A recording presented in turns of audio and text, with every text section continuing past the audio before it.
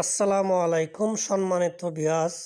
ঐতিহ্যবাহী রশি খেলা ময়মনসিং ফুলপুরের এটা প্রতি বছরই সেখানে খেলা হয়।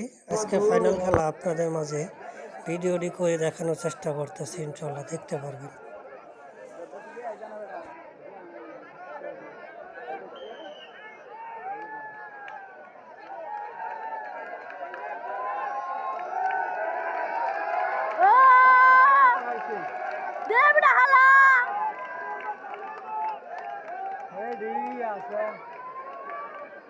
Đâu có ông là